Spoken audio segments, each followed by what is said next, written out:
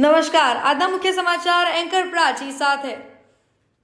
અંકલેશ્વર પંથકમાં જળબંબાકારની સ્થિતિ વચ્ચે આજે એક મોટી હોનારત ટળવા પામી હતી। અંડાળા ગામની ઇન્દ્રપ્રસ્થ સોસાયટીમાં રહેતા પ્રવીણભાઈ સોલંકી રોજિંદા ક્રમ મુજબ સવારે પોતાના ઘરેથી નોકરી પર જવા નીકળ્યા હતા। તે દરમિયાન અંકલેશ્વર ખાતે એક શાળા નજીક રસ્તા પર અચાનક પાણીના ભારે વહેણ સાથે જળબંબાકારની સ્થિતિ સર્જાઈ હતી।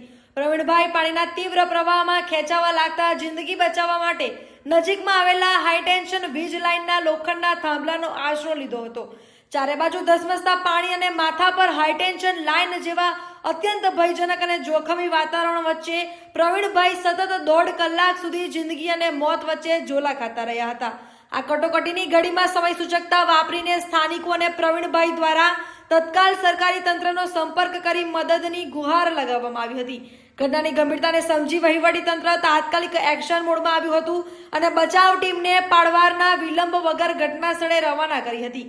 સરકારી તંત્ર અને રાહત ટીમે ભારે સાવચેતી અને ક્ષિપ્રતાથી વિશિષ્ટ રેસ્ક્યુ ઓપરેશન હાથ ધરીને પ્રવીણભાઈને સલામત રીતે બહાર કાઢ્યા હતા।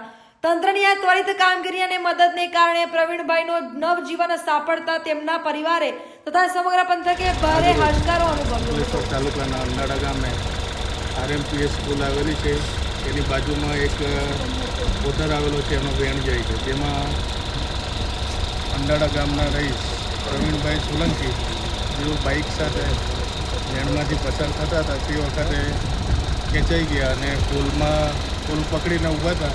અમને ફરિયાદ મળી એટલે અમે ફાયરની ટીમ અને મામલતદાર અંકલેશ્વરની ટીમ સાથે આવી એમને સુરક્ષિત બહાર કાઢેલ છે। તેમજ અંકલેશ્વર તાલુકાની તમામ જનતાને વિનંતી કે આવા કોઈ વેણ જતા હોય એમાંથી પસાર થવું નહીં, સુરક્ષિત રસ્તા પરથી પસાર થવા તમામને વિનંતી કરવામાં આવે છે।